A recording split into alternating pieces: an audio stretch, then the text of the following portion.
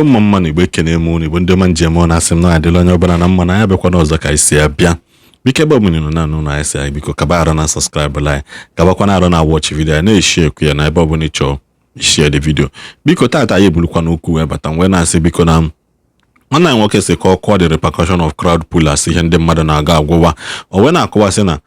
dozimin na mgbe na-ekwu osi na ọ dozimin nọ ihe anụnwa ka ọ dị mmadụ dịka akwa ọkụkọ ha ji eje gwọta mgbe ahụ iji gosi na maka na ọ sị na ịgwọ crowd puller na highest afọ na-abụ ofu afọ ma ịbụọ ma ịtọ na iwu karịa iwu afọ ịtọ ife onye ahụ onyụa ka ọkụ ị na-achọpụtazi sị na ebe ahụ ndị mmadụ na-abịa agbata mgbe aha na-ekwo gidigidi before ema na-eme ọ na-adrọp before achọpụtazi ihe na-eme everywhere onwezi onye ihe afọ ebe anọ ka crowd puller si alụ ụlọ ọ kọwasịkwala ya wee na-ewere according to his example si ya afụkwasị na ihe niile ọ kọwachakwa bụkwa ihe na-eme nwanne anyị nwoke ha bụ ndị otu akwa na ezu obi ha maka ụdị ihe na-afọzi kịta na efele mbụ bụ na onye ọbụla na-azị ọ na-elu oki ọ bụrụzi ka esi gbu ka esi anụ maka na ihe niile nwere mbido na-enwe njedebe maka na ihe ọbụla ndị mmadụ na-arụ ọchị gidigidi ọ na-ahasị enu ya gidigidi ka ha esikwa wee pụ mana achọrọ m kwunu gee vidiyo nwanne anyị nwoke ka unu ghọta ihe ọ na-akpọ crowd puller kanya bụ ihe si alụ ụlọ ankanya bụ ihe sikwanụ eme espy anụ m achekwasị ebe ọ bụ niile na-enye vidiyo na-enweta dị vidiyo kabakwa na arụ na-efola anyị na Facebook na-eshekwanụ post anyị na subscribe kwa na this channel na-agba notification gị ka ị na-enweta notification mgbe ọbụla anyị ji weti vidiyo ọfụ mana biko nyenenụ vidiyo na anyị na-ana chiata azụ ụzọ ọranaeze ndị Igbo eberika nnukwute mmụọ bịa enwe nnukwute ibe dị oke mkpa mbịa ka nkọwala ọranaeze n'ụbọchị tata abịa m ka nkọwala ọranaeze ibe gbasara oruru nwe na-ekwu n'elu na-ekwu n'ala oke oruru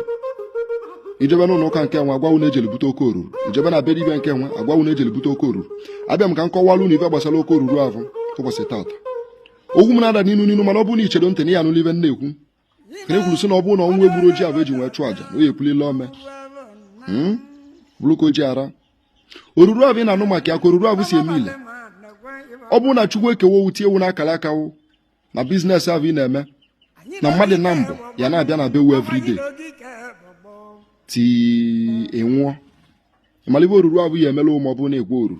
oruru ya ekpokọtelu mmadụ niile kwesịrị ịbịa na bewu for 20 years kpokọtelu ụwa niile ọnụ in 2 years abịa na bewu na-agba tiketi maka ndị ọka ndị na-achọ oruru ka nji maka na-ekwu ibe enwe maọbụ ndị dibịa ndị na-achọ oruru after 2 years ahụ itie na ọmata ive ọ bụla na ịlaikiri dokweve ya bụ ọgwụ onwere ive ọ ya eme ka o meile ọzọ oge agawo bụ na ọgawo ọya na-ebute ya bụ ọ bụ na ije na be many dibias enwere ndị dibịa ndị ọ bụ na ọ bụ na ije na bebe those days na na-agba tiketi ije na bebe tata nwa na a na-ekwulozi okwu tiketi mmadụ anọlọzi ebe abụ ebe niile atụgbọrọ kpọkọm nwụlụzi onye ya ọya na-ebutekwa ya bụ ọ bụ na ị na-anụ na pastọ nke nwe na-ewu ewu dị soso prọfet na ọya nwa bụ onye vụrụ Chukwu anya na ọ na-ewu ewu 1 year 2 years 3 years ọ bụ na ije n'ụlọ ụka abụ ọ na-ekwu ebe niile na-eru ndị mmadụ eju mana after 2 years after 1 year 2 year 3 years ahụ ịbịa n'ụlọ ụka abụ ihe ekwudolozi mmadụ ọ bụ na ebe niile atụgbọlụwọ ọ bụrụ ka o ji ara mụ nwa sịlọkwana mmadụ ya agwụ n'oruru mana ntị ka nkọwalụ ibe bụ oruru n'ụbọchị tata ka ị na-agbakwa igwe oruru ka ị mara ibe ọ na-eme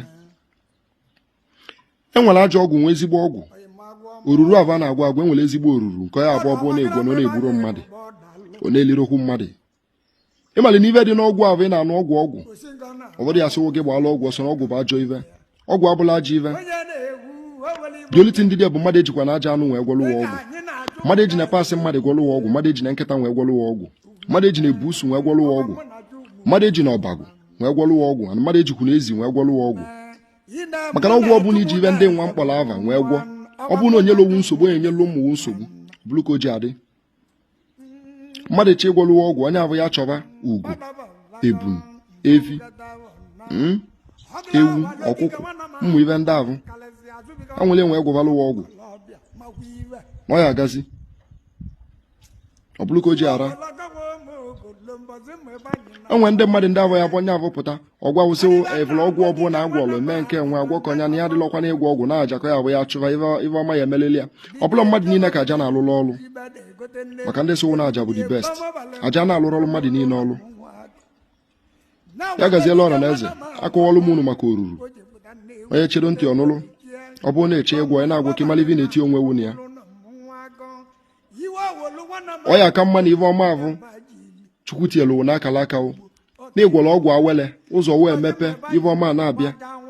onye nwere ọgwụ awele ive na-emela onye avụ bụ ọbịa mepelu ụzọ ive ọma na-emelu onye kpotelu ive kwesịrị ịbịalụ in 20 years kpokọtelu ya nwande ili ya apụta echi bebe akwa onye mere ụgwọ dị avụ sụso orubu ive na-eme ụdịka ive avụ ọ bụrụ ka o ji adị ọ sị na ọ bụrụ na ji avụ eji nwee chụọ aja na ọnwụ egbulie na o yepulile ome nlebi n'unwe na-eje ọ bụrụ na ị nwere nwayọ ọ bụrụ na ụzọ mechiri emechi ịgba ava gbata ọ bụrụ na ọgwụ na-alụ ụwa ọrụ ịgwọ ọgwụ awele abụla ihe ọjọọ sogas na-etinyeli aja anụ ịgwọ ọgwụ awele ihe ọma na-eme apụta ọ bụrụ na ịgba n'ava gbapụta na aja bive abụọ bụrụ na ịchụọ ma na-agazili ya na-achụ aja nwayọ nwayọ ihe ọma ya na-eme nsị ka nkọwala ọra na eze n'ụbọchị tata mmadụ achụ n'ụwa n'ike maka na ọchụ n'ike na-ana n'ike ebe mbe ka m kwuo n'ụbọchị tata ya gaziela ọra na eze ebirika na m nọ mmụọ bịa ịgbaka ịgba igbelive agwụ agwụ ebe m kwuo n'ụbọchị tata ebe belu ugo beli nke si n'ibia ya ebelu nkwu ya gbajie nọ mmukwu ekenekwa m unu ụmụ Igbo na ojiọma ndị ọma na-asị na adịla Igbo niile mma biko na ọ na-esi na-echekwa vidiyo ya ka anyị sikwa wee fie ọ na-akwa ka anyị si wee wetakwu ya ọ na-akwa ka anyị si wee tilie ụmụ Igbo anyị etinye ha etinye anyị ewepụ ihe anyị nọkwa n'ebe a bụ uche onye adịghị ya nzọ maka na onye ọbụla na-agwọ crowd puller makwa na anaghị akọwatala ha n'oge anaghị agwakwana ha sị ha na ihe a na na-eme nwekwana mgbe onye ebulu onye ọbụla ajọbịa isi onwe ya maka na anaghị na-eke mmadụ niile ụdọ mgbe ofu mgbolo ihe niile ekwugidela ekwugidekwa jekwa anyị esikwa otu ahụ kwolu gbachiyata mana ọsọsọ Chukwu na bụ onye ya asị na biko kwanụnụ onye abụ nwa m nwoke nke mfụ n'anya nke ukwuu biko gee na ya ntị nwansụ Chukwu nnakwu ha n'ụdị ha nọ n'isi gị makwa na crowd puller nke gị ama ngwụkwa na agwụ n'ụwa ịnwụgodo anwụ ndị mmadụ ka ya achọ gị na-abịa just as this man nwesi ya esi babalola ịmara anyị niile mana ọnwụgo mana still his legacy still lives on mana ọnwụ ndị ya bụ ha nwụ ha na ihe ha ji akpa ike anwụọna ụfọdụ ọnaba ha nwa ụfọdụ ọnaba ha akụ na ụba ụfọdụ kwanụ o mechaa ha amaghịzi ihe ha na-eme ama nchịkọtanwu akụ na ụba bifo emanye na-eme ele nke ata echi ele ọzọ mana biko ihe ọbụla ị na-eme n'ụwa tinyekwa aka gị n'ihe ziri ezi ma kwụba aka gị ọtọ ekerecha m onye ọbụla na-asị na adịla onye ọbụla na mma ka enwe n'ọzọ ụmụ Igbo